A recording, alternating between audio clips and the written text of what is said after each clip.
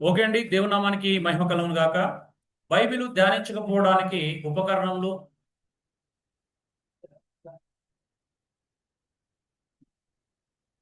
మరియు ఆటంకములు. బైబిల్ ధ్యానించకపోవడానికి ఉపకరణములు మరియు ఆటంకాలు. ఎందుకు మనం బైబిల్ ధ్యానించాం? ఎందుకు మనం బైబిల్ని ధ్యానించాం? ఓకే.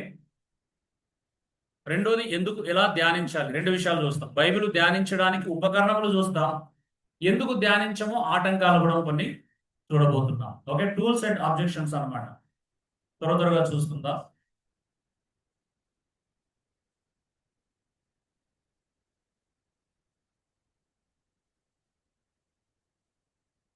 చూడండి, మనందరికి తెలుసు బైబిల్ ఒక అద్భుతమైనటువంటి సూత్రాలతో ఇవ్వబడిందండి. మనందరూ తెలుసు ఇది బైబిల్ ఒక వర్ష క్రమం. మరి దేవుడు వాడుకున్న పద్ధతులు ఏంటి అని అంటే, ముందుగా మనకు ధర్మశాస్త్ర గ్రంథాలు అనేటివి బైబిల్లో ఉంటాయి, మనందరికి తెలుసు. ఆది కాండం నుండి ద్వితోపదేశ కాండం వరకు ధర్మశాస్త్ర గ్రంథాలు లేదా పెంటాట్యూక్ అంటాం. వాస్తవం చెప్పాలంటే లా బుక్స్ అని కూడా పిలుస్తారు. అయితే ఓరల్ గా పిలిచే విధానం కూడా వేరుగా ఉంటుంది కొన్నిసార్లు. రెండోది చరిత్ర గ్రంథాలు. యెహోషువ నుండి ఎస్తేరు వరకు 12 చరిత్ర గ్రంథాలు ఉంటాయి బైబిల్లో. అంటే యూదుల చరిత్రకు సంబంధించినవి. యూదులు ఏమేం చేశారు, వాళ్ళకు రాజులు ఎవరు ఉన్నారు, ఎవరు పరిపాలించారు, యూదుల రాజ్యము ఎలా విడిపోయింది, ఎన్ని రాజ్యాలుగా విడిపోయింది, ఏ ఏ రాజ్యాన్ని ఎవరు పరిపాలించారు అనే విషయాన్ని మనం అక్కడ చూస్తూ ఉంటాం. తర్వాత పద్య భాగం, యోబు నుండి ప్రసంగి వరకు ఉన్నటువంటి పరమగీతం వరకు ఉన్నటువంటి ప్రసంగి పడింది, అది పరమగీతం. యోబు నుండి పరమగీతం వరకు ఉన్నటువంటి 5 విభిన్నమైనటువంటి పద్య భాగాల పుస్తకాలు. ఎందుకు అంత విభిన్నమైన సాహిత్య రీతులు ఉన్నాయి తెలుసా? ఈ 5 పుస్తకాలు పద్య భాగం అయినప్పటికీ కూడా ఈ 5 పుస్తకాల్లో 5 రకాల సాహిత్య రీతులు ఉంటాయి. చాలా ఆశ్చర్యం కలిగించే సాహిత్యం. చూడండి, యోబు ఏమో డైలాగ్ వర్షన్ లో ఉంటుంది. మీరు యోబు గ్రంథం అంతా ఎలా ఉంటుందండి? ఒక నాటక రూపంలో ఉంటుంది. అంటే first person, second person, third person. First person తన డైలాగ్ పూర్తి కాగానే సెకండ్ పర్సన్ వచ్చి డైలాగ్ మాట్లాడారు కదా, తర్వాత థర్డ్ పర్సన్ వచ్చి డైలాగ్ మాట్లాడతారు. అందులో యోబు పాత్రధారులు, యోబు తన స్నేహితులు, దేవుడు, సాతాను, రకరకాల పాత్రధారులు కనిపిస్తారు. అవునా? ఇది ఒక అద్భుతమైనటువంటి నాటక రూపకమైనటువంటి సాహిత్యం. ఎంత అద్భుతమైన సాహిత్యం తెలుసా అది బైబిల్లో యోబు గ్రంథం. తర్వాత ఉండేటువంటి ఏంటి ఉన్నాయి తర్వాత? కీర్తనలు. కీర్తనలేమో దేవుణ్ణి ఆరాధించడానికి ఉపయోగించడానికి వీలుగా ఉండేటువంటి దేవుని యొక్క గుణలక్షణాలను వర్ణించేటువంటి అద్భుతమైనటువంటి భావజాలం కీర్తనలో కనిపిస్తుంది. అవునా? అందులో మొత్తం దేవుని గుణలక్షణాలను మనం ప్రస్ఫుటంగా తెలుసుకోవడానికి దోహదం చేసేటువంటి విషయాలు అందులో ఉంటాయి. చూడండి, మూడోది ఇంకొక అద్భుతమైన సాహిత్యం సామెతలు అంటాం. దాని పేరే సామెతలు, ప్రోవర్బ్స్. సో ప్రోవర్బ్స్ అంటే అర్థం ఏంటిది? దానిలో ఎక్కువ ఇడియోమ్స్ ఉంటాయి. ఇడియోమ్స్ ఈరోజు చాలా మందికి అర్థం కాకపోవడం వల్ల ఇప్పుడు ఇంతమంది చదువుకున్నది కూడా ఒక ఇడియోమ్. నీతిమంతుడు 7 మార్లు పడినను తిరిగి లేచును అనేది ఒక ఇడియోమ్. ఇడియోమ్ అంటే అర్థం ఏంటిది? పదం ఒకటి ఉంటుంది, దాని అర్థము వేరేగా ఉంటుంది. దాని ఇడియోమ్ అంటాం. దాని గురించి ఇంకా మనం డీటెయిల్ గా చూద్దాం. పదం వేరే ఉంటుంది, అర్థము వేరేగా ఉంటుంది. పదంకున్న అర్థాన్ని తీసుకోకూడదు, దాని అర్థం వేరే. ఎలా ఉంటాయో బైబిల్ అలాంటివి కూడా మనం చూడవచ్చు. చూడండి, ఒక అద్భుతమైన సాహిత్య రీతులు కలిగింది బైబిల్. తర్వాత ఏముంది? ప్రసంగి.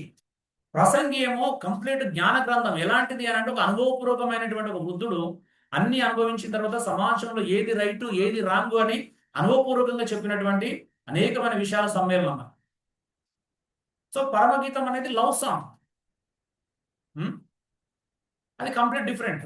ఇలాగా సాహిత్యంలో కూడా బైబిల్లో చూడండి, ఏ సాహిత్యాన్ని దేవుడు వదలలేదండి బైబిల్లో. ఆశ్చర్యం కదా? బైబిల్ తిన్నాక ఏదో మత పుస్తకం చదువుకున్నట్టు ఉండదు.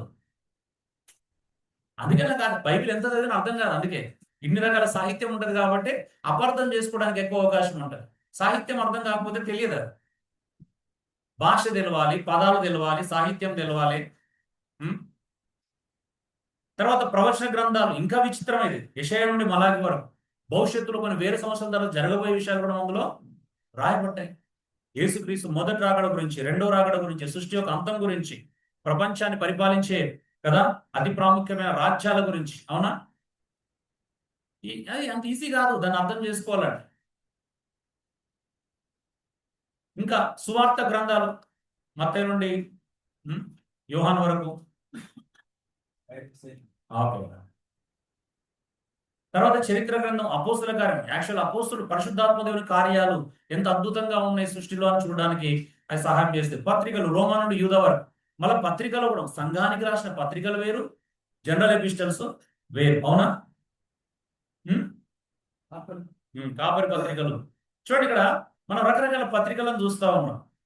8వది అంత్య దినాల ప్రత్యక్షతలు, అంటే ప్రకటన గ్రంథం. చూడండి, కొత్త నిబంధన పాత నిబంధనలో ఎన్ని రకాల సాహిత్యాలు ఉన్నాయనంటే అన్ని డిఫరెంట్ అండి. ఒకదానికి ప్రకటన గ్రంథం అంటే కంప్లీట్ ఫిగరేటివ్ లాంగ్వేజ్ లో ఉంటుంది. అవునా? అలంకార భాష. దాన్ని లిటరల్ గా అర్థం చేసుకుంటే అర్థము కాదు. అందుకే కొంతమంది అలా అర్థం చేసుకున్న కూడా 1,44,000 మంది అంటే మాతాన్న వల్ల వెళ్తారు అంటారు ఒక డినామినేషన్. అవునా?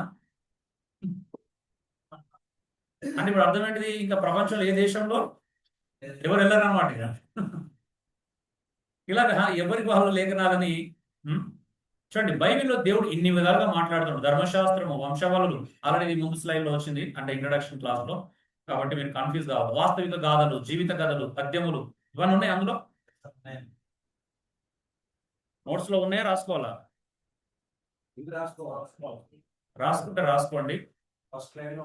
మీకు ఇంట్రడక్షన్ దానిలో కూడా వచ్చినాయి చూడండి. వై బిబ్లికల్ ఇంటర్ప్రిటేషన్ లో కూడా మీకు ఉన్నాయి.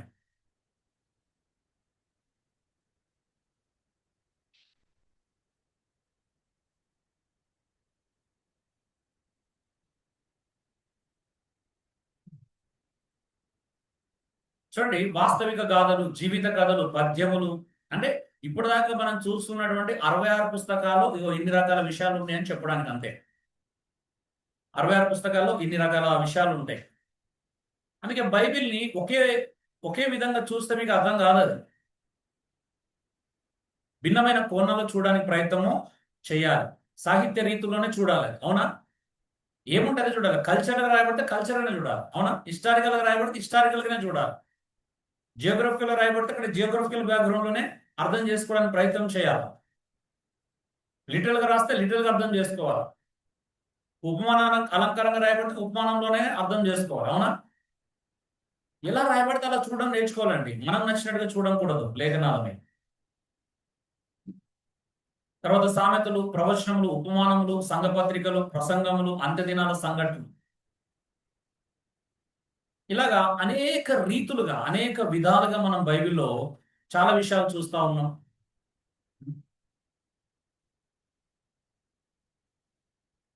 టీంలో ఒక పని చేయండి. టీం లీడర్స్ ఉన్నారు కదా, 6 టీంలు ఉన్నాయి కదా, ఒక్కొక్క టీంలో ఒక్కొక్కరు తీసుకోండి ఫోటో.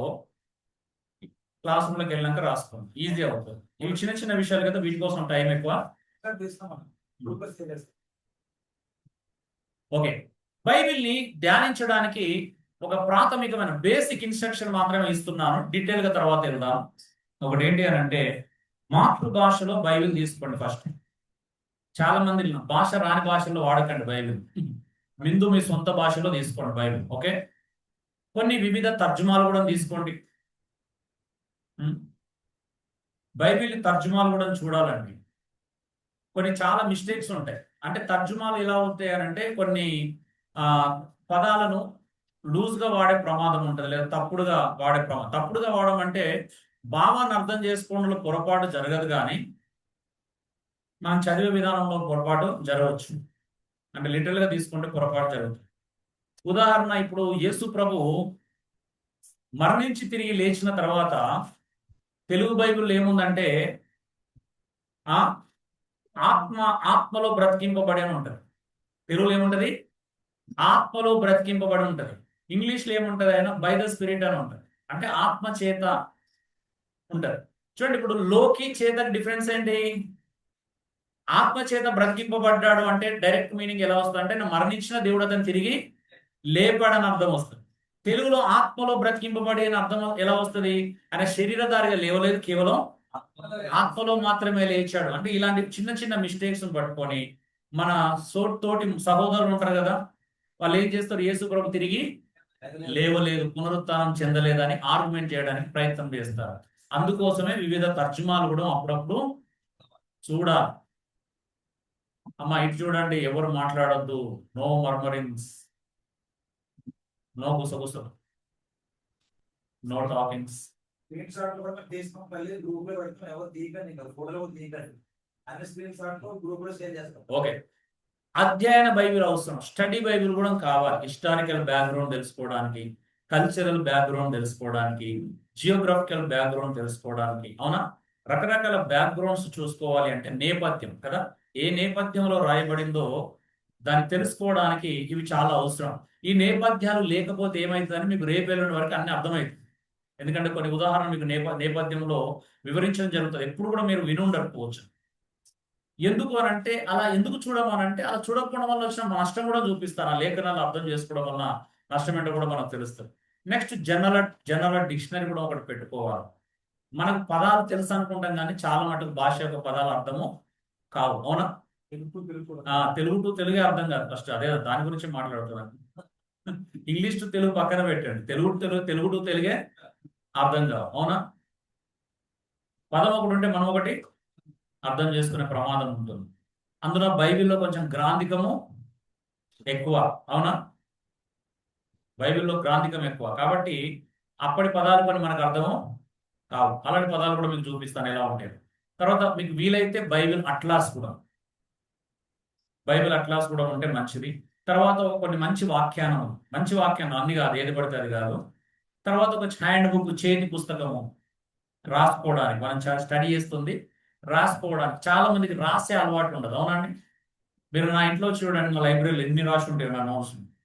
ఎంత రాస్తే అంత అర్థం అవడం స్టార్ట్ అవుతుంది, అవునా? ఎన్నిసార్లు రాస్తే అంత మంచిది. రాయడం చాలా ఉపయోగకరంగా ఉంటుంది. సో మాతృ బైబిల్ తీసుకున్నాం, వివిధ తర్జుమాలు, అధ్యయన Bible, general dictionary, Bible atlas, వాక్యానంలో చేతి పుస్తకము. మరి ఇవన్నీ ఉంటేనే బైబిల్ ధ్యానించాలంటే అవసరం లేదు. ఇది ప్రభావితంగా ఉండడానికి, అవునా? అంటే ఎక్కువ ఎఫెక్టివ్.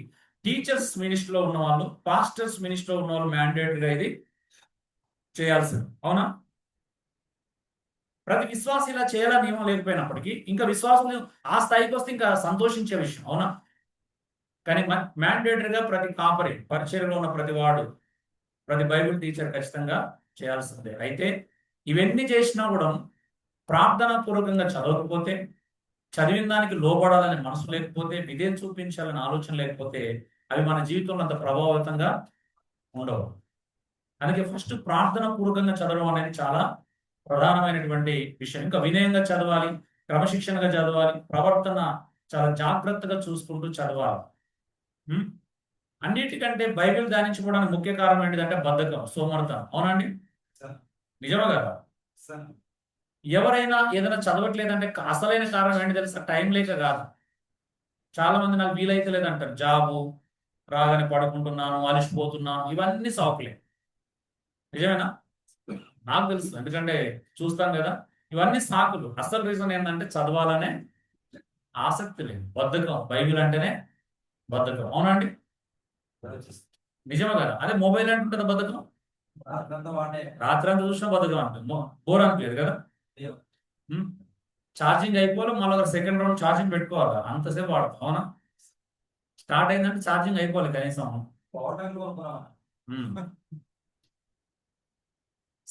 సేవింగ్ బ్యాంక్ లో అకౌంట్ ఉన్నా లేకపోయినా కానీ పవర్ బ్యాంక్ అయితే ఖచ్చితంగా ఉంటుంది. సో బద్ధకం అనేది ప్రధాన శత్రువు అంటాం క్రైస్తవులకు. అతిపెద్ద శత్రువు ఏంటో తెలుసా? బద్ధకమే. లేజినెస్ అంటే వేరు, స్లోత్ అనాలి. అంటే స్లోత్ అనేది ఆధ్యాత్మిక బద్ధకత్వాన్ని సూచిస్తుంది, లేజినెస్ అనేది శారీరక బద్ధకత్వాన్ని చూపిస్తుంది. క్రైస్తవులు శారీరక బద్ధకస్తులు కాదు కానీ ఆధ్యాత్మిక బద్ధకస్తులు, అవునా? ఆత్మీయ బద్ధకస్తులు అన్నమాట, అంతే కదా? శారీరక బద్ధకస్తులు ఎందుకంటే వాళ్ళు ఉదయం లేదని కాలేజీ పరిగెడతారు, ఆఫీసులకు వెళ్తారు, సంపాదిస్తారు, తిరిగి వస్తారు, అవునా? షాపింగ్లు అంటే యాక్టివ్గా వెళ్తారు, రెస్టారెంట్లు అంటే వెళ్తారు, పిజ్జాలు బర్గర్లు అంటే పరిగెడతారు, అంతేనా? ఓకే, సో బైబిల్ చదవాలంటే 5 మెట్లు ఎక్కాలండి. ఎన్ని మెట్లు ఎక్కాలా? 5 మెట్లు ఎక్కాలి. లేకపోతే 5 అనేది రకరకాలుగా అర్థం చేసుకోవచ్చు. దీన్ని కూడా మీకు ఇమేజ్, మీకు ఇమేజ్లలో ఉంటుంది చూడండి, హ్యాండ్ సింబల్ ఉన్న ఇమేజ్ ఉంటుందా? నాకు ఇక్కడ హ్యాండ్ సింబల్ ఇవ్వడం కష్టమైంది కాబట్టి ఇలా పెట్టుకున్నాను. బట్ మీరు హ్యాండ్ సింబల్ ఉంటుంది 47 పేజ్ తర్వాతనే ఉంటాయి ఏవైనా కానీ. 40, 4, 5, 6, 7. అందులోనే ఉంటుందిరా స్టార్ ముందే. చూడండి 5 విషయాలు గుర్తుపెట్టుకోండి. మీ హ్యాండ్ చూసుకోండి ఇలాగా. లిటిల్ ఫింగర్ ఏంటి తెలుసా? రీడ్ అన్నమాట, చదవాలి. బైబిల్ మొట్టమొదటిగా చేయాల్సింది ఏంటిది? రీడ్ చేయాలా. రెండోది ఏంటంటే చదవాలి. రెండోది వినాలి. బైబిల్ ఏం చేయాలా? వినాలి, శ్రద్ధగా వినాలి కదా. మూడోది ఏం చేయాలా? స్టడీ చేయాలా. రీడ్ వేరు, స్టడీ వేరు. రీడ్ అంటే జస్ట్ చదవడం, స్టడీ అంటే అధ్యయనం చేయడం. అంటే దాని బ్యాక్గ్రౌండ్ ఏంటిది, హిస్టారికల్ బ్యాక్గ్రౌండ్ ఏంది, అవునా, కల్చరల్ బ్యాక్గ్రౌండ్ ఏంది, ఆ కాంటెక్స్ట్ ఏంది, అవన్నీ తెలుసుకోవడానికి ప్రయత్నం చేయడం స్టడీ అంటే. తర్వాత మెమొరైజ్ చేయాలి. ఏం చేయాలా? స్క్రిప్చర్ ని కంఠస్థం చేయాలి. మనం చదువుకున్నటువంటి వాక్య భాగం ఏదైతే ఉందో దాన్ని కంఠస్థం చేయాలి.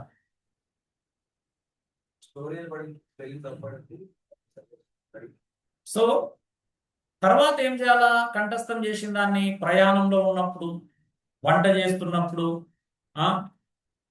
స్నానం చేస్తున్నప్పుడు ఏం చేయాలి? మెడిటేషన్ చేసుకోవాలి. దాన్ని చదివిన దాన్ని అంటే దాన్ని ధ్యానిస్తూ ఉండాలి. ఎక్కడైనా ధ్యానించవచ్చు. దానికోసం ప్రత్యేకించి ఒక స్థలంలో కూర్చొని ధ్యానించాల్సిన అవసరం. స్టడీకి ప్రత్యేకమైన పరిస్థితి అవసరం, కానీ ధ్యానానికి అవసరము లేదు. ఇప్పుడు నేను ట్రైన్లో ఉన్నప్పుడు కూడా లేఖనాన్ని ధ్యానిస్తాను. నాకు దేవుడు కొత్త కొత్త ఆలోచనలు ఇస్తారు. అంటే లేఖనం ఎక్కడైనా ధ్యానించవచ్చు.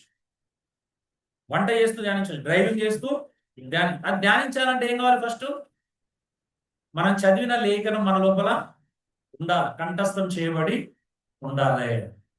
ఇంతకుముందు నీతిమంతుడు 7 మార్లు పడిన తిరిగి లేచినట్టు దాన్ని ధ్యానిస్తూ ఉంటే అలా ఎలా లేస్తాడు? అట్లా ఆలోచిస్తున్నప్పుడు, ధ్యానిస్తున్నప్పుడు దేవుడు నూతనమైన తలంపులు ఇస్తాడు. అప్పుడు మనకు ప్రశ్నలు రేజ్ అవుతాయి, అవునా. దాని గురించి పట్టించుకోకపోతే, ధ్యానించకపోతే ప్రశ్నలు రావు.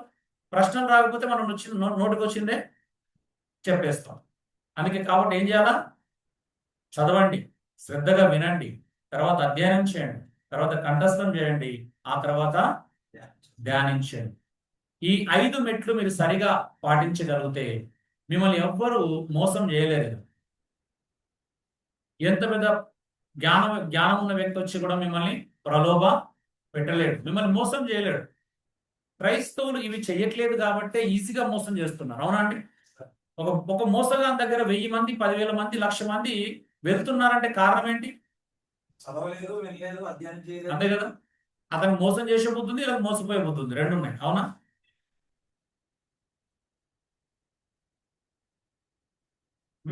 చూడండి వాటి రిఫరెన్స్ ఇక్కడ మనం చూస్తున్నాం. ప్రతిదానికి రిఫరెన్స్ ఆల్రెడీ మీకు నోట్స్ లో ఇవ్వబడ్డాయి, అవునండి. కాబట్టి రాసుకోవాల్సిన అవసరం లేదు. చాలా అద్భుతమైన రిఫరెన్స్ ఇవన్నీ కూడా. దేవుని వాక్యాన్ని చదవాలి అని ప్రకటన 1:3 కూడా చూస్తున్నాం. రోమపత్రిక వినాలి అంటాడు కదా, వినుట వలన విశ్వాసం కలుగు, అవునా. లూకా 8:15లో కూడా విన్నవాడు ఎలా వినాలి, ఎవడు ఫలిస్తారో కూడా అక్కడ చెప్పబడింది. సో ఇలా అపోస్తలుల కార్యము ధ్యానించాలి, స్టడీ చేయాలా కదా. బెరాయ విశ్వాసాలుగా లేఖనాలు అలాగ ఉన్నాయో లేవో పరిశీలించాలి. ఇలా చూసుకుంటూ పోతే మత్తయి 4:7లో యేసు స్క్రిప్చర్ మెమరైజ్ చేశాడు కాబట్టి సాతానుతో వాదించగలిగాడు, అవునా. లేదు సాతాను ఒక నిమిషం ఉండు అంటే అర్థం ఉండదు. అక్కడ యుద్ధంకి వెళ్ళిన తర్వాత ముక్కు చూస్తాను, డిఫరెన్స్ చూసుకొని వస్తా అంటే కుదరదు.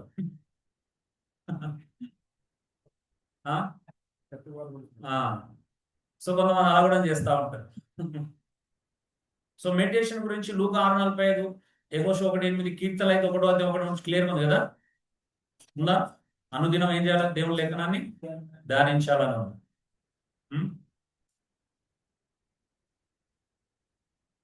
నెక్స్ట్ 3 ముఖ్యమైన ప్రశ్నలు ఉన్నాయి లేఖనాల దగ్గర వేసుకోవాల్సినవి. నెంబర్ 1, ఆల్రెడీ ఇది వచ్చేసింది. బైబిల్ గ్రంథకర్త ఎవరు?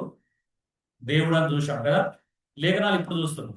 2 తిమోతి 3:16 మనందరూ తెలిసింది. దైవజనుడు సన్నద్ధుడై ప్రతి సత్కార్యమునకు పూర్ణంగా సిద్ధపడి ఉన్నట్టు దైవావేశం వల్ల కలిగిన ప్రతి లేఖనం ఉపదేశించుటకును, ఖండించుటకును, తప్పుదిద్దుటకును, నీతిని శిక్ష చేయటకు ప్రయోజనం. అంటే దేవుడు లేఖనాలను ఊదాడు అని ఉంటుంది. ఓకే. 2 పేతురు 1:28 లేఖనములు అంటే ప్రవచనం మనిషిని ఊహను బట్టి పుట్టలేదు కదా, పరిశుద్ధాత్మ దేవుని ద్వారా ప్రేరేపించబడి పరిశుద్ధాత్మ మూలముగా పలికారు. సో ఇన్స్పిరేషన్ ఉంది, హోలీ స్పిరిట్ యొక్క ఇన్స్పిరేషన్ లేఖనాలు అనేటివి. మనందరూ తెలిసిన విషయమే. ఇవన్నీ జనరల్ గా మీరు ఎక్కడో వినుంటారు కాబట్టి నేను ఇక్కడ పెద్దగా ఆగట్లేదు. జవాబు అనేది మనందరూ తెలుసు. 40 మంది రచయితలను 1600 సంవత్సరాల కాలంలో దేవుడు వాడుకున్నప్పటికీ బైబిల్ యొక్క గ్రంథకర్త దేవుడే. బైబిల్ రాసింది దాదాపు 40 మంది రచయితలు, 66 పుస్తకాలు. అవునా? 66 పుస్తకాలు, 40 మంది రచయితలు. వాళ్ళు కూడా 1600 సంవత్సరాలు డిఫరెంట్ కాలాలకి చెందిన వాళ్ళు. ఒక కాలంలో ఉన్నప్పుడు మరో కాలంలో ఒక వ్యక్తి తక్కువ మంది ఉన్నారు. అవునా? అలాంటి అవకాశాలు కూడా చాలా తక్కువగా ఉన్నాయి. సో దేవుడు అలా 40 మంది వ్యక్తులను వాడుకున్నాడు. అందులో పామరులు ఉన్నారు, పండితులు ఉన్నారు, రాజులు ఉన్నారు, గొర్రెల కాపరులు ఉన్నారు. అవునా? రకరకాల వ్యక్తులను దేవుడు బైబిల్ గ్రంథాన్ని రాయించడానికి వాడుకున్నట్టుగా మనము చూస్తా ఉన్నాం. డాక్టర్లు కూడా ఉన్నారు అందులో. సరే, బైబిల్ దేవుడు ఎందుకు ఇచ్చాడంటే ఆల్రెడీ చూసాం. అన్నిటికంటే ముఖ్యమైన జవాబు మాత్రం ఇదే, యేసుక్రీస్తుని తెలుసుకోవడానికి. యోహాను సువార్త 5:39, లూకా 24:27లో క్లియర్ గా చెప్తుంది. లేఖనాలు ఎందుకున్నాయంటే నన్ను తెలుసుకోవడానికి. లేఖనాలన్నీ నా గురించే సాక్ష్యము ఇస్తున్నాయి. సో లేఖనాలు అనేటివి యేసుక్రీస్తును తెలుసుకోవడానికి ఇవ్వబడ్డాయి. కాబట్టి బైబిల్కి మూలం ఎవరండి? యేసుక్రీస్తు. యేసుక్రీస్తు సెంటర్డ్ గా లేకపోతే బైబిల్లోకి అర్థము లేదు, సృష్టికి అర్థం లేదు, రక్షణకి అర్థం లేదు, దేనికి అర్థము ఉండదు. నెక్స్ట్, యేసుక్రీస్తు ద్వారా దేవుని తెలుసుకోవడానికి ఫస్ట్ ఎవరిని తెలుసుకోవాలి మనం? క్రీస్తునే. డైరెక్ట్ దేవుని తెలుసుకోలేమా? అవునా అండి? డైరెక్ట్ దేవుని తెలుసుకోలేరండి. క్రీస్తుని తెలుసుకుంటేనే దేవుని తెలుసుకోగలుగుతాం. అవునా? అప్పుడు దేవునితో మనకు ఒక రిలేషన్షిప్ ఏర్పడుతుంది, తర్వాత ఫెలోషిప్ స్టార్ట్ అవుతుంది, ఆ తర్వాత ఇంటిమసీ పెరుగుతుంది, అంటే సాన్నిహిత్యం. రిలేషన్షిప్ లేకపోతే ఫెలోషిప్ ఉండదు, ఫెలోషిప్ లేకపోతే ఏముండదు? ఇంటిమసీ ఉంటుంది, సాన్నిహిత్యం ఉంటుంది. సింపుల్. యేసుప్రభు నమ్ముకున్న వాళ్ళతో ఆయనతో సంబంధం ఉంటుంది, కానీ అందరూ ఫెలోషిప్ చేసిన వాళ్ళకే ఫెలోషిప్ ఉంటుంది. అవునండి? ఫెలోషిప్ ఎక్కువ చేస్తే సాన్నిహిత్యం ఏర్పడదు, అంతే కదా? వారానికి ఒకసారి కలుసుకున్న వాళ్ళతో మనకు ఎక్కువ ఏముంటుంది? హాయ్ బాయ్ ఉంటుంది, కానీ ఎక్కువ క్లోజ్ కాలేదు. నిజమా కదా? రెగ్యులర్ కలుసుకుంటేనే క్లోజ్నెస్ పెరుగుతుంది, కలిసి తింటాం, కలిసి అన్ని చేస్తాం. దేవునితో కూడా మనం ఎంత క్లోజ్ అయితే సాన్నిహిత్యం అంతగా పెరుగుతుంది. ఎంత ఎక్కువ ఫెలోషిప్ చేస్తే అంత సాన్నిహిత్యము పెరుగుతుంది. సరే, సింపుల్ గా తొందరగా చూద్దాం.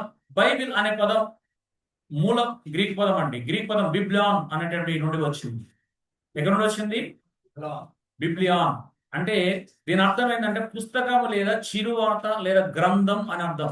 బైబిల్ అంటే అర్థం ఏంటి అంటే గ్రంథం అని అర్థం, ఒక రకంగా చెప్పాలంటే, లేదా గ్రంథంలో చుట్టూ. దాని గురించి ఇంకా రూట్ వాటి కూడా చూద్దాం. చాలా మంది బైబిల్ అనే పదం బైబిల్లో లేదు అని అంటారు. అసలు బైబిల్ అంటేనే అర్థం ఏంటిది? పుస్తకం అని అర్థం. పుస్తకానికి మీద పుస్తకం రాయాల్సిన అవసరం లేదు కదా. మనిషి మీద నేను మనిషి అని రాస్తేనే నమ్ముతా అంటే అర్థం ఉంటుందా? కాబట్టి బైబిల్లో బైబిల్ అనే పదం ఉండాల్సిన అవసరం లేదు. చాలా మంది బైబిల్లో బైబిలే లేదు అని అంటారు. బైబిల్లో బైబిల్ అనే పుస్తకం పదం ఎందుకు ఉంటుంది? మనిషి మీద మనిషి అని రాసి ఉండకపోతే మనిషి అని నమ్మవా? సో బిబ్లియన్ అనే పదం యాక్చువల్లీ బిబ్లాస్ అనే ప్రాచీన ఫొనిషియస్ నగరానికి సంబంధించిన పదం అండి. ప్రాచీన ఫొనిషియా అనేటువంటి పదం నగరానికి సంబంధించిన పదం. అక్కడ నుండి పాపిరస్ అనేటువంటి వ్రాయడానికి ఉపయోగించే ఆకుపత్రి అంటారు. అంటే ఒక చెట్టు నుంచి మొక్కల నుండి తయారు చేస్తారు. దానిలో రాయబడిన విస్తృతంగా ఇక్కడ రాసి బయటకు పంపబడేది అనమాట. బైబిల్ ఎక్కడ రాశారు? పాపిరస్ అనేటువంటి చెట్ల మొక్కలోంచి తీసినటువంటి వాటి మీద రాసేవాళ్ళు అనమాట. అందుకే దాని పేరు బిబ్లాస్ అని వచ్చింది. ఎందుకంటే అది బిబ్లియాన్ అనేది, బిబ్లాస్ అనే ప్రాచీన ఫొనిషియా నగరానికి సంబంధించినటువంటి పదజాలం. దానివల్ల దాని పేరు ఏమని వచ్చింది? ఆ పేపర్ల కారణంగా. దేని కారణంగా? ఆ చెట్టు నుండి తీయబడినటువంటి పాపిరస్ అనేటువంటి పేపర్ల కారణంగానే మనం ఈ పదాన్ని కూడా వాడుకోవడానికి జరుగుతుంది. అదొక కారణం అన్నమాట. సో బిబ్లియా అనే పదం బహువచనం. తర్వాత లాటిన్ మరియు ఫ్రెంచ్ భాషల్లో పవిత్ర గ్రంథాలు అన్న అర్థంలో వాడబడింది. యాక్చువల్ తర్వాత హోలీ బుక్స్ అన్నారు. ఒక రకంగా చెప్పాలంటే బైబిల్ అంటే అర్థం ఏంటంటే గ్రంథముల చుట్ట, సంపుటం. బైబిల్ అంటే ఒక పుస్తకం కాదు, అనేక పుస్తకాల కలయిక అన్నమాట.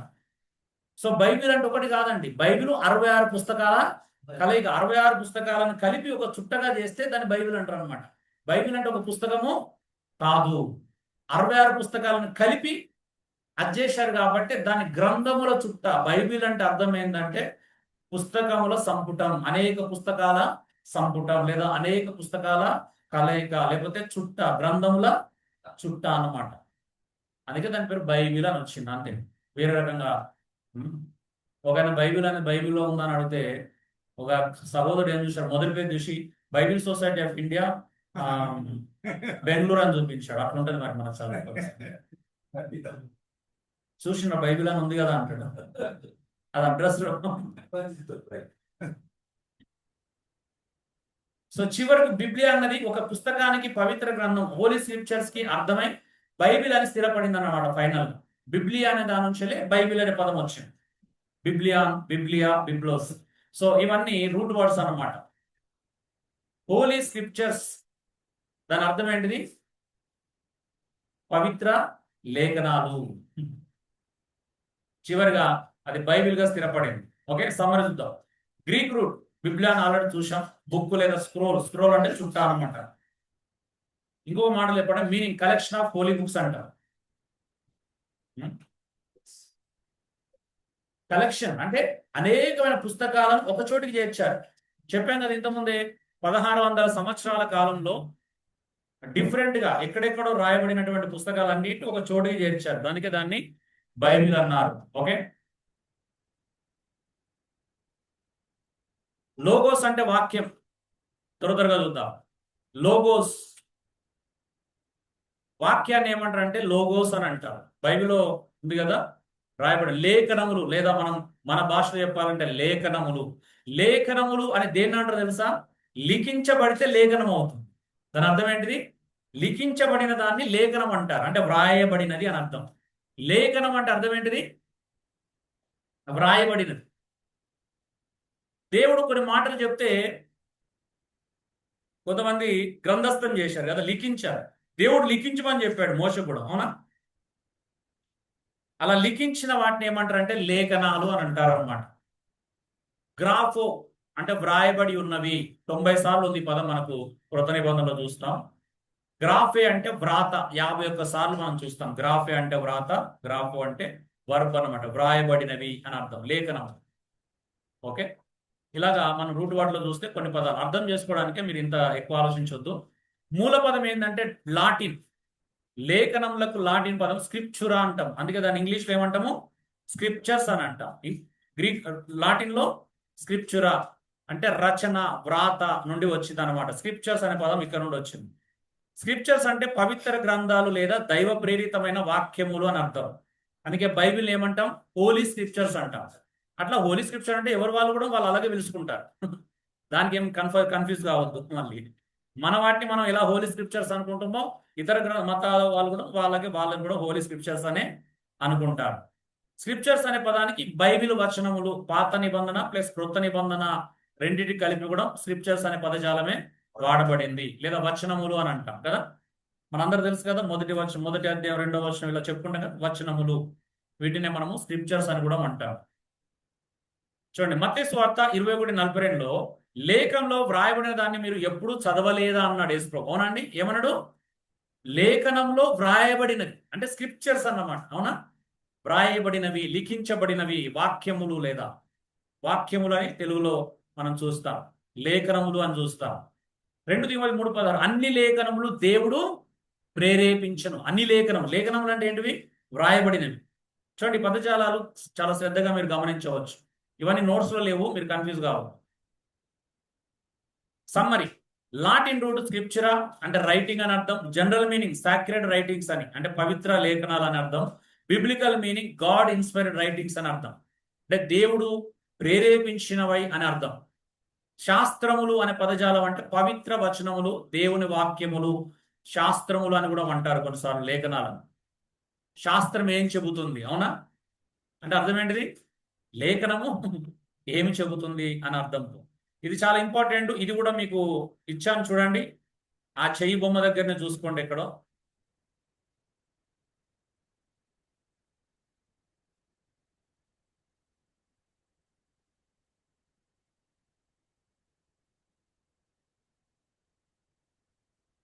ఓకే,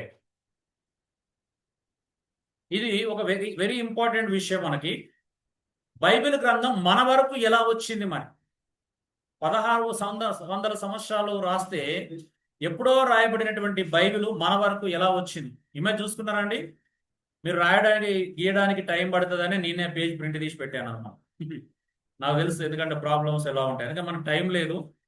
సో ఎంత త్వరగా అవుతే సబ్జెక్టు ముందుకెళ్ళాలి, అర్థం కూడా కావాలి, రెండు బ్యాలెన్స్ చేసుకుంటూ వెళ్ళాలి. కాబట్టి చూడండి, బైబిల్ గ్రంథం మన వరకు ఎలా వచ్చింది. రాయల్ చార్ల్స్ బేసిక్స్ థియాలజీ నుండి ఇది తీసుకోబడిందండి. చూడండి, నెంబర్ 1 వ్రాతలకు 2 తిమోతి 3:16 అండి. వ్రాతలకు ఏంటిది? రైటింగ్స్ అని చూసాం కదా. 2 తిమోతి అంటే దేవుడు ఇన్స్పిరేషన్ ఇచ్చాడు అనమాట. ఊదాడు అని ఉంది కదా. లేఖనాలు ఏం చేశాడంటే దేవుడు ఊదాడు అంటే ఇన్స్పైర్ ఇచ్చాడు అనమాట. ఇన్స్పిరేషన్ ఇచ్చాడు మనుషులకి. రచయితలకు ఏం చేశాడు? 2 పేతురు 1:21 అంటే రచయితలు ప్రేరేపించబడి దేవుని మూలంగా ఏం చేశారు? పలికారు అన్నమాట. అవునా? ఈ రెండు గుర్తుపెట్టుకోండి. రాతరు, రచయితలు 2 పనులు ఒకటే చేశారు, వేరు కాదు వీళ్ళిద్దరు వ్యక్తులు. అవునా? పదములకు చూడండి, 1 కొరింథీ 2:13, 2 పేతురు 3:2, యూదా 17 కూడా పదములు ఎన్నుకోవడానికి దేవుడు రచయితలకు అవకాశం ఇచ్చాడనమాట. పదములను వాడుకోవడానికి. అంటే ఇప్పుడు ఆ కాలంలో ఉన్న వ్యక్తి ఏ పదం వాడితే అది ప్రజలకు కన్విన్స్ గా ఉంటది అనే విషయాలని రచయితలు ఆ పదాలను చూజ్ చేసుకునేవారు. అంటే ఒక పదము ఒక మాటకి 4 పదాలు ఉంటే ఆ 4 పదాల్లో ఏదో ఒక పదాన్ని చూజ్ చేసుకోవడం అనేది రచయిత యొక్క చాయిస్. దేవుడు ఇదే పదం వాడమని ఇక్కడ చెప్పడు. హలో కన్నా, దయచేసి చూడండి. ఉదాహరణ, ఇప్పుడు బైబిల్లో సర్ప సంతానమా అని ఉంటుంది. అవునా? దాన్ని చూస్తే ఇంగ్లీష్లో ఏముంటది? BASTARD అని ఉంటుంది, అంటే బాస్టర్డ్ అని ఉంటుంది. దేవుడు పరిశుద్ధుడు అయితే ఈ పదం వాడతాడా అని కూడా అంటాడు. ఇప్పుడు అది అది చెప్పాలి అని అంటే మనకు ఆ నాలెడ్జ్ ఉండాలి. అవునా? అవగాహన ఉండాలి. అవునా? ఎవరు రాశారు, ఎవరి చేత రాయించబడ్డాయి, మానవులకు అందులో ఇవ్వబడినటువంటి అవకాశం ఎంత? అవునా? కళ్ళు మూసుకొని రాయాలి కదా ఏ మానవుడు? రాయలేదు. అవునా? దేవుడే ప్రేరేపణ ఇచ్చాడు. కానీ ప్రేరేపణ దేవుంది. పదాలు దేవుడు తయారు చేయాలి. అంటే దేవుడు ఇలాంటి పదాలను వినియోగించమని దేవుడు చెప్పడు కదా. ఒకవేళ అనుమతి ఎందుకు ఇచ్చాడు అంటే సీరియస్నెస్ ను అర్థం చేయించడానికి. అవునా? అక్కడ ఉన్నటువంటి సీరియస్నెస్ ను అర్థం చేయించడానికి అలాంటి కఠిన పదజాలం వాడారు. దాన్ని అర్థం చేసుకోవాలి. చూడండి, నెక్స్ట్ చూడండి, ఇక్కడ దేవుని మనస్సులోని ఆలోచన. దేవుని మనసులో అనేకమైన ఆలోచనలు ఉన్నాయి. మంచిగా వినండి అందరూ. దేవుని మనసులో దేవుడు ఉన్నాడు, ఇక్కడ కూర్చున్నాడు అనుకుందాం. దేవుని మనసులో చాలా ఆలోచనలు ఉన్నాయి. ఆయన మనకు కనిపించాడు కదా.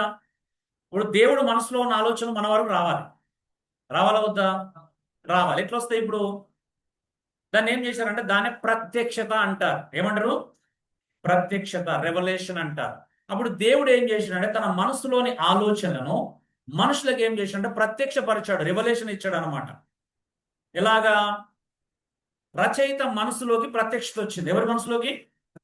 దేవుని మనసులో ఉన్నటువంటి ఆలోచనలు రచయిత మనసులోకి ప్రత్యక్షత వచ్చింది.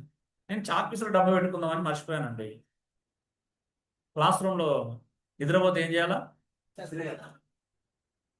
కదరా నవీన? చాక్పీసులు వేయాలా? నవీన తెచ్చి పెడతాను. నవీన ఐడియా ఉంది. ఇక్కడ చాక్పీసులు ఎక్కడ ఆఫ్టర్నూన్ ఇస్తారా? నిద్రపోయిన వాళ్ళకి ఒక అలాగా గిఫ్ట్ ఇద్దాం. ఓకే. సో వెరీ ఇంపార్టెంట్ అండి. ఎందుకంటే ఇంత కష్టపడి కొన్ని వేలు ఖర్చు పెట్టుకున్నాం కదా అందరూ. మా ఖర్చునే మీ ఖర్చునే, వాటికి సద్వినియోగం చేసుకోవాలి. అవునా? నిద్రపోతే ప్రయోజనము లేదు. ప్రత్యక్షత, రచయిత మనసులోకి దేవుని మనసులోని ఆలోచనలు ఏం చేశాడు? రెవల్యూషన్ ద్వారా రచయిత మనసులోకి పంపించాడు అనమాట. అప్పుడు ఏం జరిగింది? రచయితలు దైవావేశం వలన బయటికి పలికారు వాటి. అవునా? రచయితలకు ఏమొచ్చింది? రెవల్యూషన్ అని ఇన్స్పిరేషన్ వచ్చింది. అవునా? ఇన్స్పిరేషన్ అంటారు దీన్ని. అంటే దైవావేశం వలన ఏం చేశారంటే చెప్పడము, రాయడం ప్రారంభించారు. ఆమె ఆ చెప్పి రాసిన వాటిని ఏమంటారంటే బైబిల్ యొక్క ఆదిమ ప్రతులు అని అంటారు.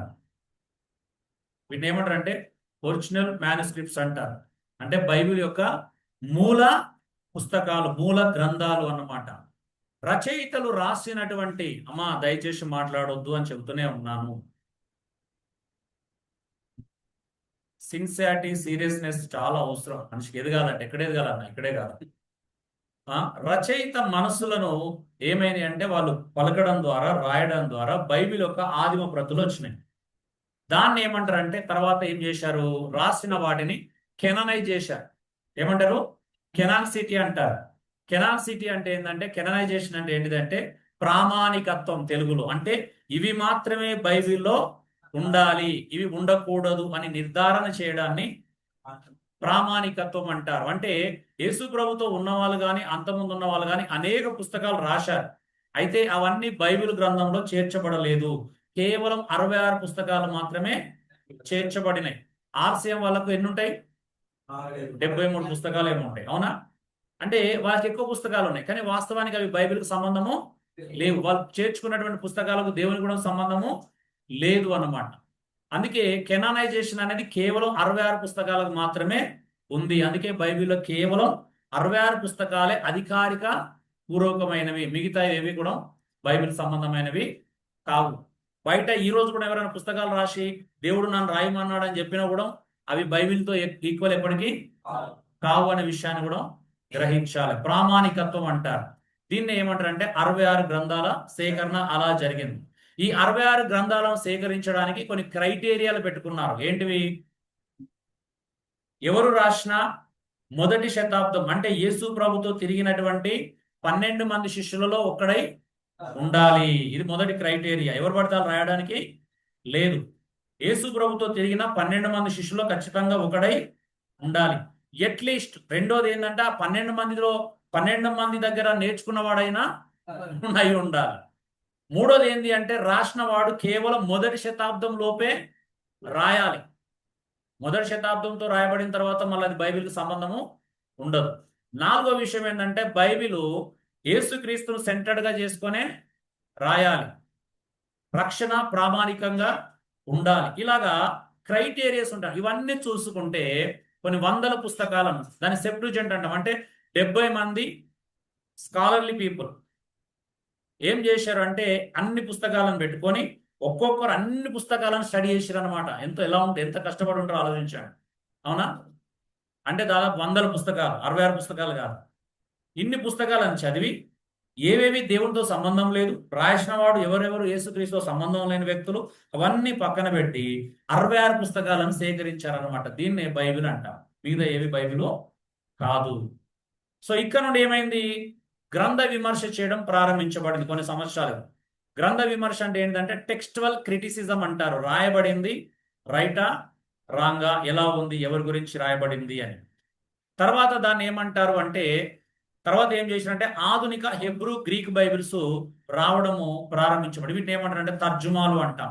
ట్రాన్స్లేషన్స్, భాషాంతీకరణ జరిగింది. బైబిల్ తర్వాత ఏం జరిగింది? మూల భాషల నుంచి వెళ్ళి వేరే భాషలోకి తర్జుమా చేయడం అనేది ప్రారంభించబడింది. తర్జుమా చేసిన తర్వాత ఏం చేశారు అంటే ఆ తర్జుమాలలో తర్వాత ఆధునిక ఆంగ్ల భాషలు వచ్చాయి. అంతకుముందు బైబిల్ 19th సెంచరీ వరకు కూడా, కొన్ని సెంచరీల ముందు కూడా కేవలం లాటిన్ భాషలో మాత్రమే బైబిల్ ఉండేది. ఇంగ్లీష్ భాషలోకి బైబిల్ తర్జుమా చేస్తే చంపారు.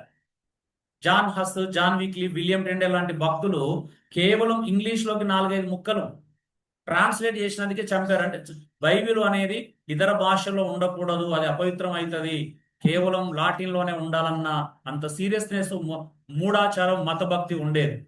దానివల్ల భక్తులు చంపబడ్డారు. ఈరోజు ఈజీగా నీ దగ్గరికి బైబిల్, నువ్వు లైట్గా తీసుకుంటున్నావు బైబిల్, నాకు తెలుసు. నేను బైబిల్ హిస్టరీ తెలుసుకుంటే నువ్వు ఇంత బైబిల్ ఈజీగా తీసుకోలేమా? ఎంతమంది ప్రాణాలు పెట్టారో నువ్వు ఆలోచించాలి. ఈరోజు నీ చేతికి బైబిల్ వచ్చిందని ఈజీగా 200 పెడితే డాడీ కొనిస్తే వచ్చిందా? నో 200 కాదు, కొన్ని 100 మంది దాని వెనకాల ప్రాణాలు పెట్టారు. 100 సంవత్సరాలు శ్రమించారు, అవునా? అనేకమైన భాషలు నేర్చుకొని, మూల భాషలు నేర్చుకొని దాన్ని మన తెలుగు మనకు అర్థమయ్యే భాషలో తర్జుమా చేయడం అంత సులువైన విషయము కాదు. సో ఆధునిక ఆంగ్ల తర్జుమాలు వచ్చాయి. తర్వాత ఏమైంది? ప్రకాశితం మరియు వివరణ అంటారు. అంటే ఇల్యూమినేషన్ అండ్ ఇంటర్ప్రిటేషన్ వచ్చినాయి. అంటే మన మనసులోని ఆలోచనలు ఏమైనాయి అంటే ఎక్కడో రాయబడింది మన భాషలోకి రాగానే మన భాషలో చదువుకోవడం ద్వారా మన మనసులో ఏం చేసినాయి? అవి ప్రేరేపించడం ప్రారంభించినాయి. అంటే మన ఆత్మను కదిలించడం ప్రారంభించినాయి. తర్వాత ఏం చేయాలా? అనువయింపు చేసుకోవాలి. ఏం చేయాలా? ఆబ్లిగేషన్ లేదా అప్లికేషన్ అంటాం. సో అనువయించుకున్న తర్వాత ఏం చేయాలా? మన జీవితంలో ఒక మార్పు జరగాలి. మార్పు ద్వారా సందేశాన్ని లోకానికి పంపాలి, అవునా? ఎలా పంపాలి? బైబిల్ వంచితే ప్రజలకు ప్రయోజనం లేదు. బైబిల్ ప్రజల దగ్గరికి ఎలా వెళ్ళాలి? మన మార్పు ద్వారా వెళ్ళాలి లోకానికి. ఈరోజు దౌర్భాగ్యకరమైన విషయం ఏంటంటే పరిచర్య పేరు మీద బైబిల్ వంచుతున్నారు. బైబిల్ వంచితే ప్రజలకు ఏమొస్తుందండి? ఏం అర్థం కాదు. నా జీవితం ద్వారా వెళ్ళాలి బైబిల్, అవునా? నా జీవితం ద్వారా ఒక వ్యక్తి ప్రభావితమైన తర్వాత అప్పుడైనా బైబిల్ చదివితే అర్థం ఉంటుంది, అవునా? వెలుకరంగా ఉంటుంది, వెలిగించబడుతుంది. నిజమా కదండి? సో అది అనమాట. అంటే ఎలా? సాక్ష్యం ద్వారా. మనం సాక్షులుగా జీవించినంత కాలం బైబిల్ ఇవ్వడం వల్ల ప్రయోజనం ఉంటుందా? మీకు తెలుసా, ఇప్పటివరకు ప్రపంచ జనాభా 750 కోట్లు అనుకుంటే ఇప్పటి వరకు 1000 కోట్ల పైన బైబిల్ పబ్లిష్ అయింది. అంటే అర్థం ఏంటిది? బైబిల్ ప్రపంచంలో జనాభా కంటే ఎక్కువ ఉన్నాయి. మరి మారిదా? తప్పు. మనిషి బైబిల్ ద్వారా మారడు. బైబిల్ మనలాంటి వాడు చదువుకొని మన జీవితం ద్వారా మార్పులు ఇతరులు చూపిస్తే అది ప్రభావితంగా ఉంటుంది. ఆమె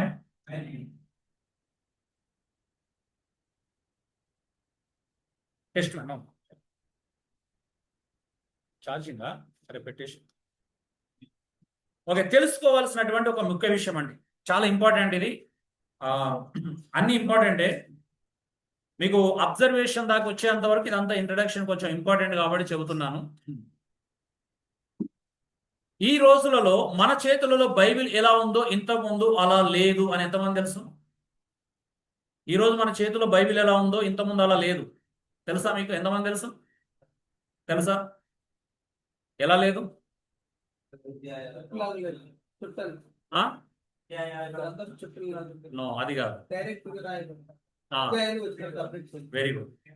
సో మొదటిగా క్రీస్తకం 1227 సంవత్సరంలో స్టీఫెన్ లాంగ్టన్ అనే వ్యక్తి బైబిల్ అంతటిని అధ్యాయాలుగా విభజించాడు.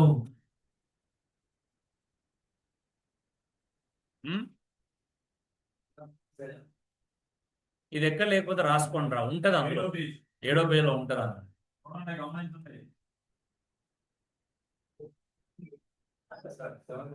మీరు ఇమేజ్ చూసుకున్నాక బ్యాక్ రావాలి. మీరు ఇమేజ్ లో ఆగిపోతే కష్టం.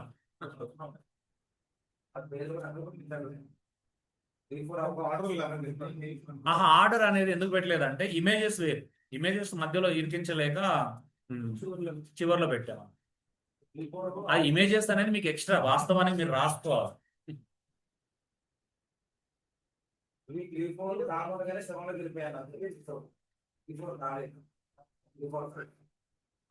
మీరు కన్ఫ్యూజ్ కావద్దు. ఇంట్రడక్షన్ క్లాసులు చెప్పలే మీకు.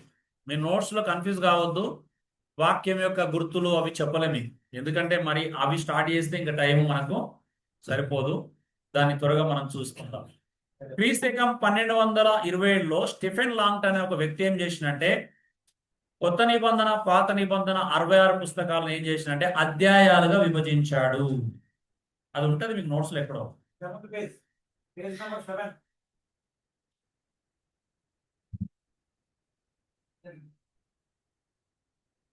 తర్వాత క్రీస్తకం 1448లో నాతాను అనే ఒక యూదా బోధకుడు ఏం చేసిండంటే పాత నిబంధన అంతటిని వచనాలుగా విభజించాడు.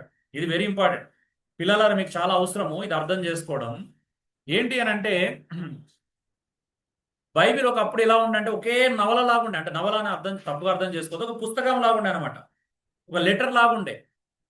దాన్ని ఏం చేసిండు అని అంటే స్టీఫెన్ లాంగ్టన్ అనే వ్యక్తి ఇంత పెద్ద పుస్తకం చదవడం కష్టంగా ఉంటది అని ఏం చేసిండంటే 66 పుస్తకాలు కలిపి ఒకటే పుస్తకంగా ఉండేది. ఇంత పెద్ద పుస్తకం చదివితే కష్టంగా ఉంటది అని చెప్పేసి ఏం చేసిండంటే దాన్ని అధ్యాయాలుగా విభజించాడు అనమాట. ఆదికాండం అంతా ఒకటే పుస్తకంగా ఉండేది, దాన్ని 50 అధ్యాయాలు చేశాడు ఆయన. అట్లా అనమాట. కొరంథీ పత్రిక మొత్తం ఒకటే పుస్తకం, మొదటి పత్రిక, దాన్ని 16 అధ్యాయాలుగా చేశాడు ఆయన. ఈయనెవరు? ఇంకొక ఆయన చేశాడు దాన్ని.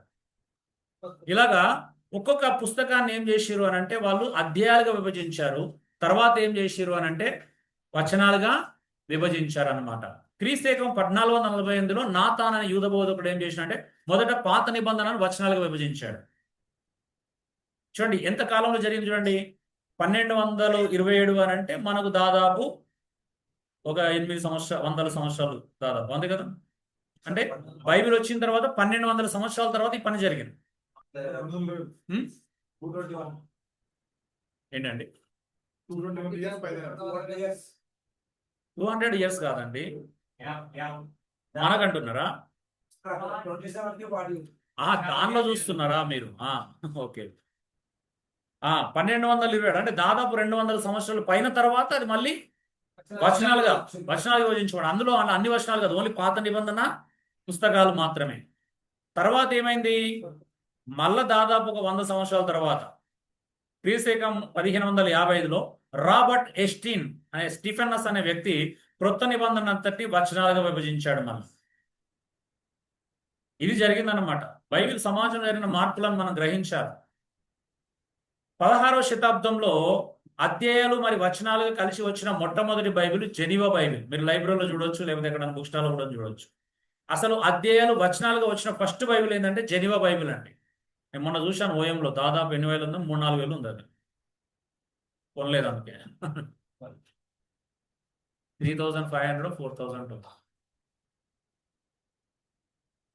సో ఇది అన్నమాట. అంతకుముందు బైబిల్ ఇలా లేదు. కేవలం 16వ శతాబ్దం నుంచి బైబిల్ ఇలాగా అధ్యాయాలుగా వచనాలుగా మనం చూస్తూ వచ్చాం. అంటే కేవలం 400 సంవత్సరాలు బైబిల్ని మనం ఇలా డివైడ్ చేసి చూస్తున్నాం. అంతకుముందు అదంతా ఒకటే పుస్తకం లాగా ఉండేదన్నమాట. దీనివల్ల కూడా మంచి చెడులు జరిగినాయి. ఎలా జరిగినాయి ఇప్పుడు చెప్పండి? బైబిల్ అధ్యాయాలుగా వచనాలుగా ఉండడం వల్ల లాభం ఎక్కువనా నష్టం ఎక్కువనా? మీరే చెప్పాలి. నష్టం ఎక్కువనా లాభం ఎక్కువనా? నష్టం ఎక్కువ లాభం కంటే. ఎందుకో తెలుసా? ఎందుకు నష్టం ఎక్కువ అంటే మనం నచ్చిన వచనాన్ని మాత్రమే పిక్ చేసుకుంటాం కదా. సారాంశంలో ఉండేటువంటి ఒక సందర్భంలో రాయబడిన లేఖనాన్ని మనం నచ్చిందే పిక్ చేసుకోవడం వల్ల నష్టం ఎక్కువ. అవునా?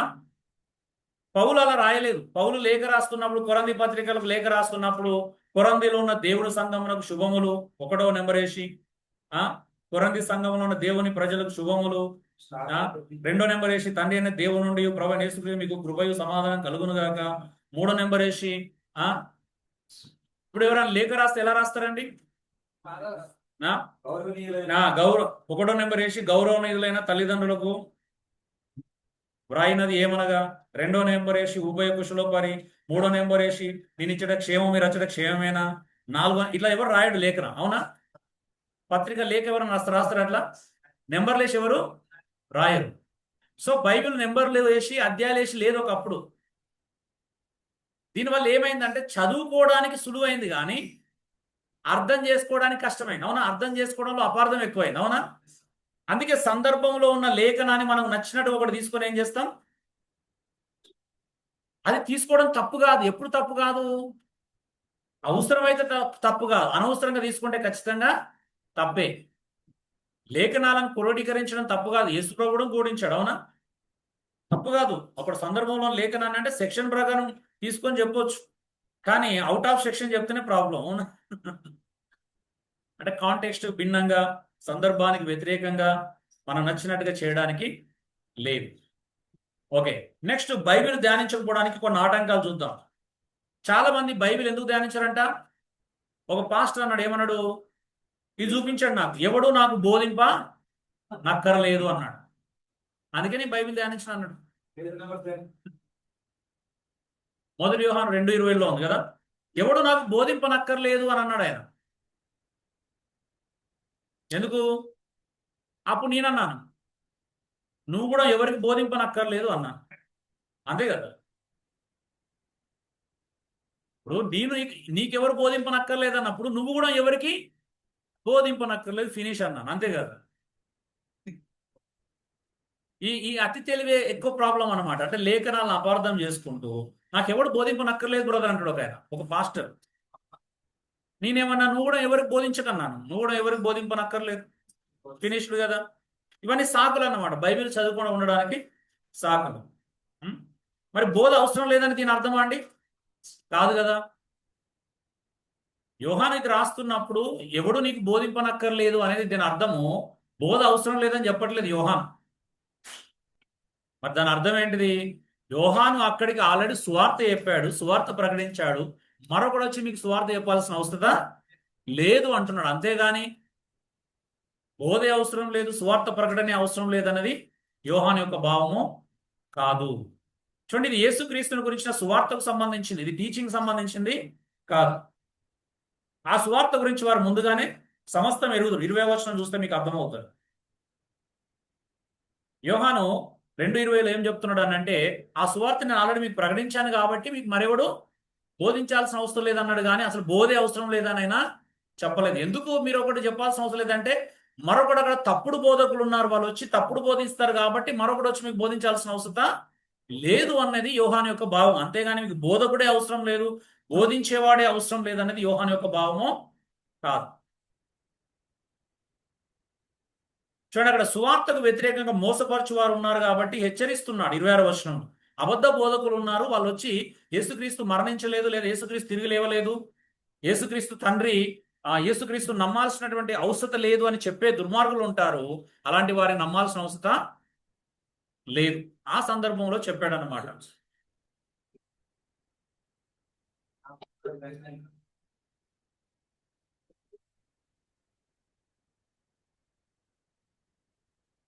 ఇదేనా?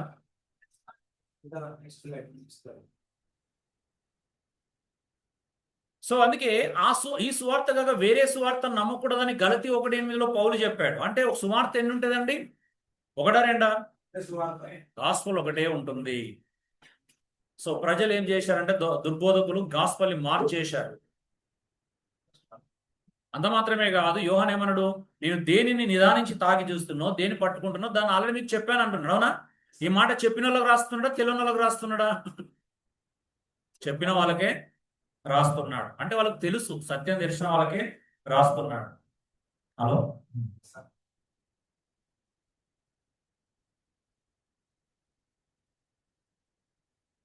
రెండో ఆటంకం, ఏమి చెప్పుదుమా అని ముందుగా చింతింపొద్దన్నాడు మార్క్స్ వార్తలో యేసు ప్రభు శిష్యులని. దీన్ని కూడా ఏమన్నారంటే, కొంతమంది ప్రాసంగికులు ఏమంటున్నారంటే, నేనేం ప్రిపేర్ కాను బ్రదర్, టైం ఇక్కడ పులిపిటి మీద నిలబడితే దేవుడే నాతో మాట్లాడిస్తారని నమ్మే వాళ్ళు కూడా ఉన్నారు ఇప్పటికి. అవునా? పరిశుద్ధాత్మ దేవుడు బోధిస్తారంట. ఇది మరీ కామెడీ, సోమర్తనం. ఇదొక రకమైన సోమర్తనం. ఏమన్నా చదవడం ఇష్టం లేదు. యేసు ప్రభు ఇక్కడ చెప్పింది ఏమన్నాడు? ఏమి చెప్పుదుమా అని ముందుగా చింతింపొద్దు అన్నాడు. ఇది నిజంగా శిష్యుల జీవితంలో నెరవేర్చబడింది. అవునా? ఎవరికి చెప్తున్నాడు యేసు ప్రభు? 3.5 సంవత్సరాలు ట్రైనింగ్ తీసుకున్న వాళ్ళకి చెప్తున్నాడు ఈ మాట. అవునా? ట్రైనింగ్ ఇవ్వకుండా చెప్పలే ఈ మాట. అవునా? నిజమే కాదండి? 3.5 సంవత్సరాలు ట్రైనింగ్ అయిపోయినాక చెప్పాడు. రెండోది, పరిశుద్ధాత్మ దేవుడు మీకు అనుగ్రహించబడిన తర్వాత ధైర్యంతో మీరు ఎలా నిలబడతారు అని చెబుతున్నాడు. ఇక్కడ రాజుల ఎదుటకి, అధికారుల ఎదుటకి మీరు తేబడతారు, అక్కడ మీరు భయపడాల్సిన అవసరం లేదు అని ధైర్యం చెప్పడానికి చెప్పినటువంటి మాట. ఎందుకంటే ఒక సామాన్యుడు రాజు ఎదుట నిలబడితే మాట్లాడగలుగుతారా అండి? మాట్లాడలేడు. దానికి ఏం కావాలా? పరిశుద్ధాత్మ శక్తి కావాలి. అవునా? అందుకే మాట్లాడేది మీరేం కాదంటే, మాట్లాడేది వాళ్ళే కదా. అవునా? మీరు కాదు అంటే దాని అర్థం ఏంటిది? పరిశుద్ధాత్మ దేవుడు మీలో ఉండి మాట్లాడతాడంటే నిలబడి మాట్లాడాల్సింది నీలే కదా. కానీ శక్తి ఎక్కడి నుండి వస్తుంది, ధైర్యం ఎక్కడి నుండి వస్తుంది అంటే పరిశుద్ధాత్మ వలన వస్తుంది. కాబట్టి అక్కడ వాళ్ళతో ఏం మాట్లాడాలని దానికి చింతించొద్దు అన్నాడు. కానీ సంఘంలో ఏం మాట్లాడాలో మీరు కంగారు పడుతూ, సమాజంలో క్రీస్తు యొక్క సంఘాలకు ఏం బోధించాలో అక్కడ కంగారు పడద్దు. అక్కడ పరిశుద్ధాత్మ దేవుడే మీరు కళ్ళు మూసుకుంటే బోధిస్తారని ఎక్కడ చెప్పలేదు. అవునా? చూడండి ఎలా మిస్ఇంటర్ప్రిటేషన్ చేసుకుంటున్నారు లేఖనాలని. వాక్యం ఆ గడిలోనే అనుగ్రహించబడుతుంది అన్నాడు మత్తయి 10:19 యేసు ప్రభు. ఎలా అనుగ్రహించబడుతుంది? ఆ అధికారులతో ఎలా మాట్లాడాలని దానికి సంబంధించింది అది. అవునా? అందుకే చూడండి, పేతురు, యోహాను ఇది నిజంగా వాళ్ళ జీవితంలో నెరవేర్చబడింది. వాళ్ళు విద్య లేని పామర్లని గ్రహించి ఇంతటి పాండిత్యం వీరికి ఎక్కడి నుండి వచ్చిందని ఆశ్చర్యపోయారు. అక్కడ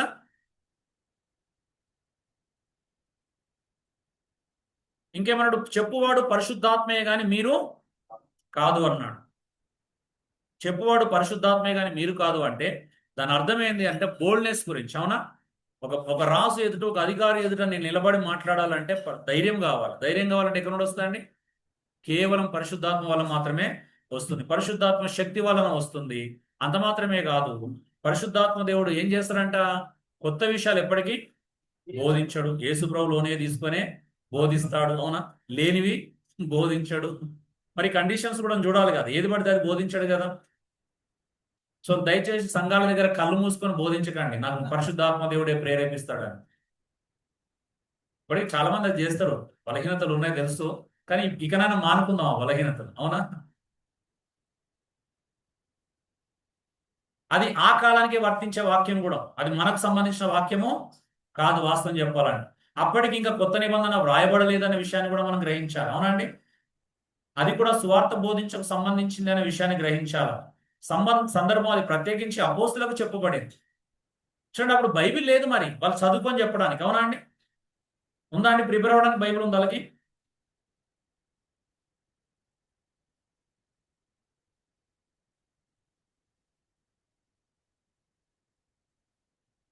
సో ఆలోచించండి, వాళ్ళకు అప్పుడు బైబిల్ లేదన్న విషయం గురించి మనం ఆలోచించాలి. కృత నిబంధన బోధిస్తున్నప్పుడు పాత నిబంధన బోధించాలనుకున్నా అక్కడ దైవికమైన ప్రేరేపణ ఖచ్చితంగా అవసరం. అది కూడా రాజు లేదు అధికారులు ఎదుట మాట్లాడాలంటే అది ఇంపార్టెంట్ ఇంకా.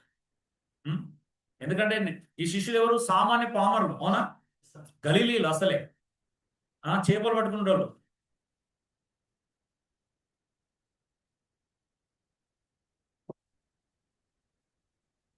ఓకే, నెక్స్ట్ ఇంకొక ఆటంకం చెప్తున్నారు. ఏంటిది ఆటంకం? పరిశుద్ధాత్మ దేవుడే బోధించును, యోహాను 14:26. అవునా?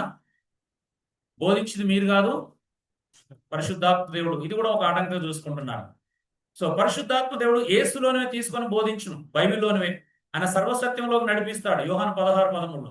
అంతేగాని ఏది పడితే అది చెప్పడు. పరిశుద్ధాత్మ దేవుడు ఏది పడితే అది చెప్తాడా అండి? యేసు ప్రభు వ్యతిరేకంగా చెప్పడు, లేఖనాలకు వ్యతిరేకంగా చెప్పలేడు పరిశుద్ధాత్మ దేవుడు. కాబట్టి ఎవరైనా పరిశుద్ధాత్మ దేవుడే నాకు బోధిస్తాడని నాకు ఎవడు బోధింపనక్కర్లేదు అనడానికి అది కూడా ప్రమాదం. కొంతమంది అది కూడా అంటున్నారు, నాకు పరిశుద్ధాత్మ దేవుడే బోధిస్తాడంట, రాత్రిలు పడుకోగానే వచ్చి నేర్పిస్తాడని చెప్తున్నారు కొంతమంది. ఉం? నేను సోమవారతనంతో పడుకుంటాను, ఆదివారం ఒక్కరోజు ముందే మాట్లాడతారు, అది కూడా కదా, ఆ రాత్రి శనివారం రాత్రి మాట్లాడతారు అని చెప్తున్నారు కొంతమంది.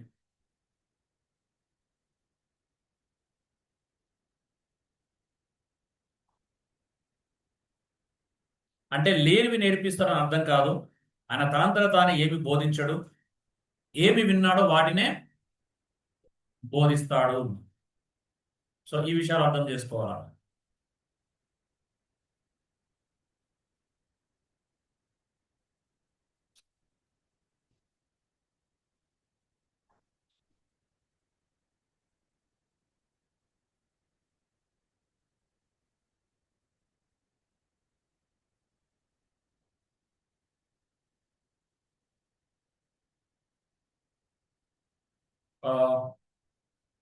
సిగ్నల్ ఇవ్వండి బ్రేక్ కి.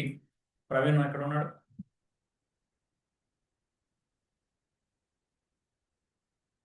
ఇప్పుడేనా? ఓకే,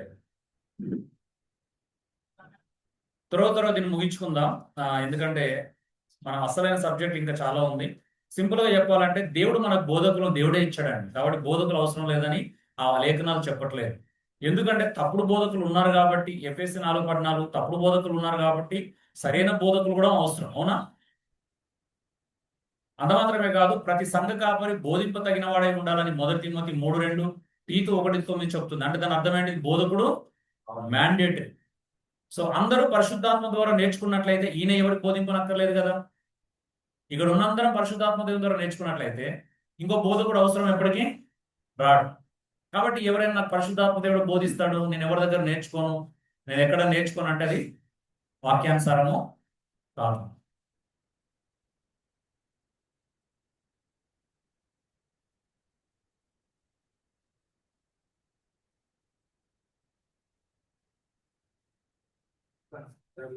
ఓకే, సో అందరూ పరిశుద్ధాత్మ ద్వారా నేర్చుకున్నామని చెప్పేవారు ఒకే రకమైన అర్థ వివరణ ఎందుకు ఇవ్వట్లేదు?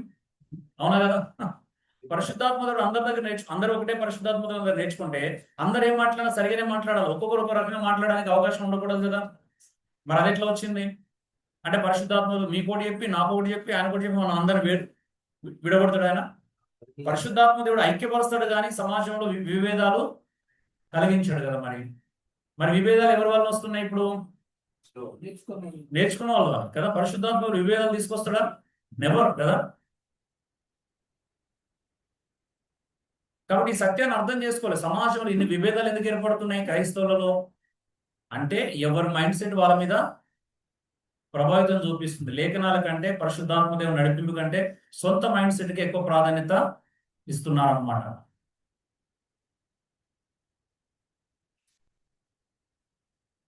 కాబట్టి పరిశుద్ధాత్మ దేవుడు ఒకరికి ఒక అర్థం మరొకరికి ఇంకొక అర్థం చెప్తాడా అంటే చెప్పడు. ఒకవేళ రెండు సరైన అనుకుంటే దానికి అర్థం ఉంటుందా?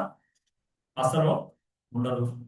పరిశుద్ధాత్మ దేవుడు అందరికీ కర్త కాడు. అలాంటప్పుడు ఆయన ఈ గందరగోళానికి బాధ్యత చేయడం సరైనదేనా? రాంగ్ కదా.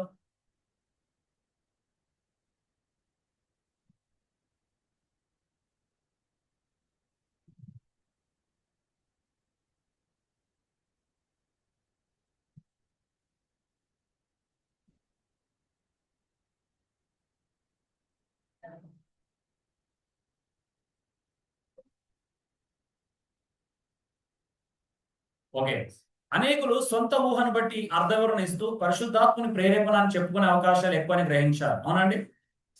ఊహ వేరు, ప్రేరేపణ వేరు. ఆలోచన వేరు, దైవ ప్రేరేపణ వేరు. కాబట్టి ఎవరైనా నాకు దేవుడే చెప్పాడు అని అంటే నమ్మొద్దు. ఎవరైనా కానివ్వండి, వాక్యం చూపించకుండా, వాక్య ఆధారం చూపించకుండా రాత్రి నాకు దేవుడు కలలో చెప్పాడు, దర్శనం చెప్పాడు, అవునా, ఇలా చెప్పాడు, అలా చెప్పాడు అంటే ఎప్పుడు నమ్మొద్దు. దాని అర్థం దర్శనాలు కళలు ఉండవని కాదు. ఏమున్నా లేఖనానికి విరుద్ధంగా దేవుడు మాట్లాడని మాత్రమే అర్థం చేసుకోవాలి. ఆల్రెడీ ఎగ్జాంపుల్ చూసినాం కాబట్టి దీన్ని స్కిప్ కొట్టేస్తున్నాం. అవునా.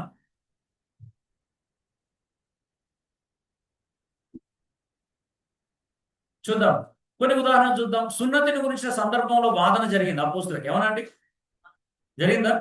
అపోస్తుల గారి 15వ అధ్యాయంలో అపోస్తుల సంఘంలో అక్కడ అనేక మందికి వాదన జరిగింది. మరి అక్కడ పరిశుద్ధాత్మ దేవుడు ఎందుకు బోధించలేదని అంత ఆర్గ్యుమెంట్ అవసరం లేదు కదా. అవును కదా. రక్షణ పొందాలంటే సున్నతి అవసరమా లేదా అనే ఒక సత్యాన్ని తెలుసుకోవడానికి దేవుడు పరిశుద్ధాత్మ డైరెక్ట్ ఎందుకు చెప్పలేదు? ఇక్కడ అంత డిస్కషన్ ఎందుకు పెట్టుకున్నారు అంటే లేఖనాలు కదా వాళ్ళు స్టడీ చేసింది. నిజమే కదా. పేతురు, యోహాను, యాకోబు, పౌలు, శీల అందరు కలిసి లేఖనాలను ఎందుకు పరిశోధించారు? అరే దేవుడు పాత నిబంధనలు ఇలా కూడా రాయించాడు, అన్ని జనులు సున్నతి లేకుండానే దేవుడు పరిశుద్ధపరచుకుంటాడని చెప్పబడింది కదా. లేఖనాన్ని బట్టి అర్థం చేసుకున్నారా? పరిశుద్ధాత్మ దేవుడు బోధించడం ద్వారా అర్థం చేసుకున్నారు ఇక్కడ లేఖనాలు. అవునా. సో అంత వాదన పెట్టుకోవాల్సిన అవసరం లేదు. ప్రతిదానికి పరిశుద్ధాత్మ దేవుడు బోధిస్తారనేది తప్పు. కొంతమంది వాదనలు అస్సలు ఇష్టం ఉండదు. వాదన అంటే హెల్దీ డిస్కషన్ గురించి మాట్లాడుతున్నాం. అంటే వాదన అంటే ఆర్గ్యుమెంట్, డిబేట్ల గురించి చెప్పట్లా. చర్చ కదా, ఆరోగ్యకరమైన చర్చ. ఒక సత్యం తెలుసుకోవడానికి ఆరోగ్యకరమైన చర్చ చేస్తే తప్పుగా. చూడండి, అక్కడ సహోదరులు పెద్దలు ఎందుకు పంపించాలా? ప్రార్థన చేసుకొని పరిశుద్ధాత్మ దేవుడు బయలుపరుస్తారని ఎందుకు చెప్పలేదు? అవునా కదా. 3వ వచనంలో ఏమన్నారు? ఇదంతా ఇక్కడ తేలేటట్లేదు, మీరు యెరూషలేము సంఘ పెద్దల దగ్గరికి వెళ్ళండి అన్నారు. వారికి ఉన్న జ్ఞానం మనకెందుకు లేదు? అప్పుడు అపోస్తులకి పెద్దలకు బహు తర్కం జరిగింది అంటున్నాడు 6వ వచనం. మరి ఇక్కడ పరిశుద్ధాత్మ దేవుని ఎందుకు అడగలేవారు? అయ్యా ఇక్కడ ఎంత ఆర్గ్యుమెంట్ జరుగుతుంది, మీరే మాకు చెప్పండి అని అడగలే. బహుతర్కం అన్నాడు అక్కడ. బహుతర్కం అంటే వాక్యానుసరమైన తర్కం జరిగింది. మనుషుల మీద ద్వేషం పుట్టే తర్కం జరగలేడు. అవునా.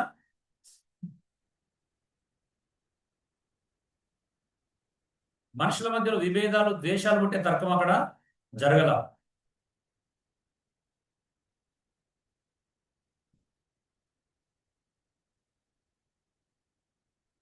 ఆల్రెడీ మనం నేర్చుకున్నాం. గొప్ప ప్రశ్న, నువ్వు చదువుతున్నది గ్రహిస్తున్నావా అనేది అయిపోయింది.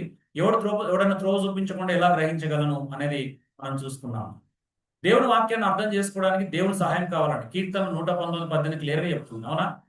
వాక్యం అర్థం కావాలంటే దేవుని సహాయం అర్థం కావాలి. ఎందుకంటే వాక్యం ఇచ్చింది ఆయన కాబట్టి అర్థం కూడా ఆయనే చేయించగల సత్తా అంటే జ్ఞానం ఉన్నాడు ఆయనే. అవునా. శక్తి ఉన్నాడు ఆయనే. ఇది స్కిప్ కొట్టేస్తున్నాం. ఇది వీరి రాసుకోవాలని కంగారు పడి ముందుకు వచ్చేయకండి. ఇది కొంచెం చూద్దాం. దేవుని వాక్యాన్ని నేర్చుకోవడానికి దేవుని ఆత్మ సహాయం కావాలి. 1 కొరింథీ 2:12. వాక్యాన్ని అర్థం చేసుకోవడానికి అనుగ్రహం కావాలి. అవునా. అనుగ్రహం వల్ల తప్పించి ఎవరికి అర్థం కాదన్నాడు. అవునండి. దేవుని జ్ఞానం అవసరం, ప్రార్థించడం అవసరం, దేవుని మీద ఆధారపడడం అవసరం, ఇవన్నీ కావాలి. లేఖనాలు అయినాయి కాబట్టి దైవికమైనటువంటి ఏమంటారు ఆధారపడడం కూడా నేర్చుకోవడం చేయాలి.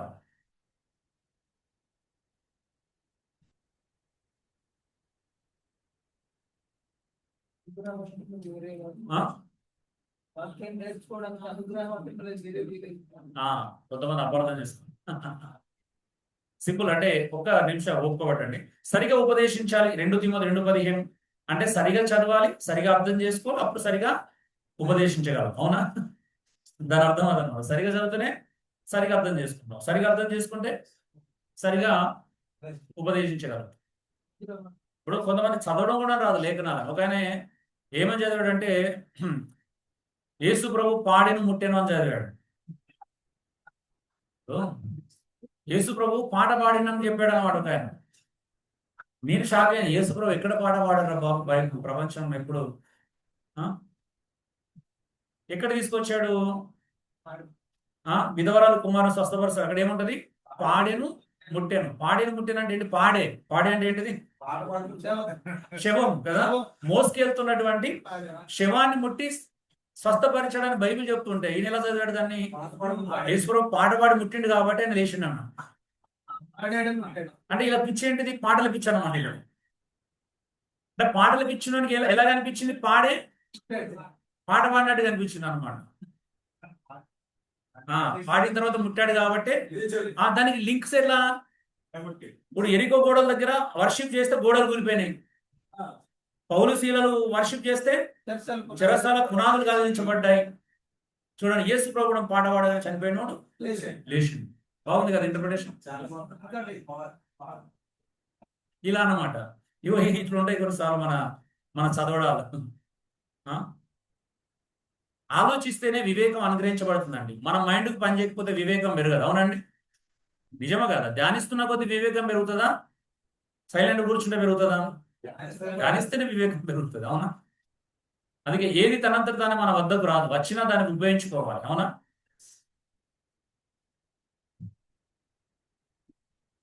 చూడండి, దావీదు ఒక అద్భుతమైన మాట చెప్తాడు.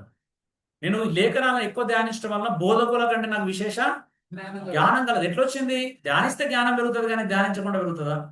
ఒక రాజు అంటున్నాడు నాకు బోధకుల కంటే ఎక్కువ తెలుసు అంటున్నాడు. అవునా? ఎట్లొస్తుంది అది? మీరు కూడా బోధకుల కంటే ఎక్కువ తెలుసుకోవచ్చు. ఎప్పుడు? ధ్యానించినాం. అవునా?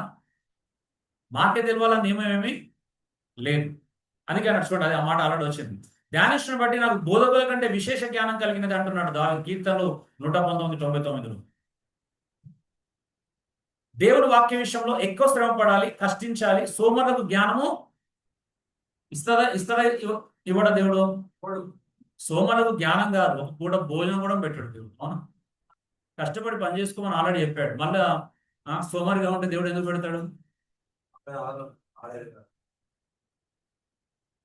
వివేచన అభ్యసించాలి, తెలివికై మొరపెట్టాలి, వివేచనకై మనవి చేయాలి, వెండిని వెతికినట్లు దాన్ని వెతకాలని సామెత గ్రంథంలో అనేక సందర్భాలు చూస్తాం. అవునండి? మొరపెడితే వస్తుందా? ఊరికనే వస్తుందా? యాకోబు ఒకటే జ్ఞానాన్ని అడుగుమన్నాడు. అవునా? జ్ఞానాన్ని అభ్యాసం చేయాలి, అడగాలి, మొరపెట్టాలి. ఊరికే రాదు అది. అవునా? ప్రాక్టీస్ చేయాలి, మనం స్టడీ చేయాలా. వెతుకుతూ వస్తుంది అన్నాడా? వెతుకుని వస్తుంది అన్నాడా? వెతకాలి, తవ్వాలి, తీయాలి. అవునా? ఎలా వెతకాలంటే ఇంకా వెండిని వెతికినట్టు, బంగారాన్ని వెతికినట్లు దైవిక జ్ఞానాన్ని వెతికితే అంత లోతుగా మనకు తెలుస్తుంది. సింపుల్. అందుకే చూడండి, దాచబడిన ధనమును వెతికినట్లు వెతకాల. యెహోవాయే జ్ఞానం ఇచ్చువాడు. సామెతలు 2వ అధ్యాయంలో చూస్తున్నాం. జ్ఞానం తక్కువ ఉంటే అడగాలి, పొందుకోవాలి. యాకోబు 1:5 ఎంతమంది గుర్తు చేశాను. సో ప్రిన్స్ ఆఫ్ ప్రీచర్ గా పిలువబడే చార్లెస్ స్పర్జన్ వారానికి 6 పుస్తకాలు చదివాడండి. అందుకే మన దగ్గర ఉంటేనే చెప్పగలుగుతాం, లేకపోతే చెప్పగలుగుతాం అండి. మీరు ఏం చదవాలి ఈ వారం అంతా? ఒక గంట సేపు మాట్లాడమంటే మాట్లాడతారా? అస్సలు మాట్లాడలేదు. 10 నిమిషాలు వాక్యం చెప్పమంటేనే కింద మీద అవుతున్నారు ఈరోజు. అవునా? మరి గంటలు గంటలు ఎలా మాట్లాడగలుగుతాం? సో దేవుని కృపను బట్టి నేను కూడా వాక్యం నేర్చుకోవడానికి కష్టపడ్డానండి. కష్టపడితేనే వచ్చింది. అంటే కష్టపడితే వచ్చిందంటే కృప లేకుండా కష్టపడలేదు. మళ్ళీ అపార్థం చేసుకోవాలి. నేను బ్యాలెన్స్ చేయాలి ఖచ్చితంగా. నేను కష్టపడడం ప్రారంభించిన కొద్దీ దేవుడు కృపనివ్వడం ప్రారంభించాడు. ఆ కృప ద్వారా నేను మరింత కష్టపడడం ఎక్కువైంది. అర్థమవుతుందా? నేను కష్టపడడానికి సిద్ధపడ్డాను, దేవుడు కృప ఇవ్వడం ప్రారంభించాడు. ఆ కృప ద్వారా మరింత కష్టపడ్డాను, మళ్ళా కృప ఇంకా ఎక్కువ అవుతూ వచ్చింది. ఊరికే రాదండి. సత్యం ఏంటో తెలుసుకోవడానికి నేను చాలా ఇన్వెస్ట్ చేశాను. అంటే ఇన్వెస్ట్మెంట్ అంటే టైము, శక్తి, సంపద. అంటే నా లైబ్రరీలో దాదాపు 2000 పుస్తకాలు ఉన్నాయి. అంటే ఒక్కొక్క పుస్తకం మీద ఎంత ఇన్వెస్ట్మెంట్ చేసి ఉంటానో ఒకసారి ఆలోచించండి. అంటే ఊరికే రాదు, నేర్చుకోవాలి. What is right, what is wrong, ఏది పడితే అది చెప్పకూడదు. ప్రజలకి సత్యం మాత్రమే చెప్పాలి, అబద్ధం చెప్పకూడదు, మోసం చేయకూడదు. ఉం? సో దేవుని ఆత్మపై ఆధారపడుతూ కష్టపడి చదవండి. ఉం? కృప అంటే ప్రయాస ఇసుకోండి కృప. పౌలు అదే అంటాడు, ప్రయాసపడినది నేను కాదు, నా యందు నివసించిన దేవుని కృపయే. నేను కూడా ఇంత ఇంత దూరం కష్టపడగలిగిన అంటే కారణం కేవలం ప్రభువే అండి, ఆయన కృపనే, వేరే కారణం లేనే లేదు. సో ప్రయాస లేకుండా కృప లేదు, కృప లేకుండా నేను ప్రయాసపడలేను. కృప ఎవరికి ఇవ్వబడుతుందో తెలుసా? ప్రయాసపడడానికి సిద్ధంగా ఉన్న వాళ్ళకు మాత్రమే కృప అనుగ్రహించబడుతుంది. ఖాళీగా కూర్చుకుంటే దేవుడు కృప ఇవ్వడు, అది గుర్తుపెట్టుకోండి చాలా. నువ్వు లేఖనాలను పరిశోధించడానికి సిద్ధపడు, నీకు ఎంత కృప అనుగ్రహించబడుతుందో నీకు అర్థమవుతుంది. నువ్వు తెలియని ఎన్నో విషయాలు దేవుడు నేర్చుకోవడానికి సహాయం చేస్తాడు. చూడండి, నేను ఎంత ప్రయాసపడితే నాకు కృప అంతగా దొరుకుతుంది, కృప ఎంత ఎక్కువైతే అంతగా నేను కష్టపడతాను. Simple. A person does not know what he does not know he cannot do. Simple గా చెప్పాలంటే, ఒక వ్యక్తికి ఏదైతే తెలియదు అనే విషయం తెలియదో ఆ వ్యక్తి ఆ విషయంలో ఎప్పటికీ ఎదగలేడు. అర్థమైందా? నాకు వాక్యం బోధించడం రాదు అనే విషయం నీకు తెలవలేదు అనుకో, నువ్వు ఆ విషయంలో ఎదగలేవు. ఒక నాకు తెలుసు అనుకున్నావు అనుకో, నేర్చుకోలేవు. అవునా? సింపుల్ కదా. తెలుసు అనుకుంటే నేర్చుకోలేవు, నాకు తెలియదు ఇంకా నేర్చుకోవాలనుకుంటే నేర్చుకోగలుగుతావు. కాబట్టి మనకు తెలియని విషయం కంటే నాకేం తెలియదో ఏం నాకు రాదు అనే విషయం అర్థం కావడం చాలా ప్రధాన విషయం. అరే నాకు ఇది రాదు అని అర్థమైతే నువ్వు దాన్ని తెలుసుకోగలవు. వచ్చు అనుకున్నానికి తెలుస్తుందా? తెలియదు. సో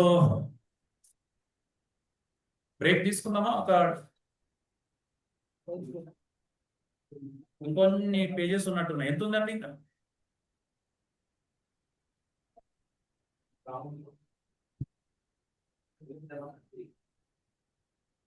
ఓకే, చిన్న మనం లంచ్ బ్రేక్ తీసుకుందాం, త్వరగా రావాలి. 45 minutes లంచ్ బ్రేక్. 179 120.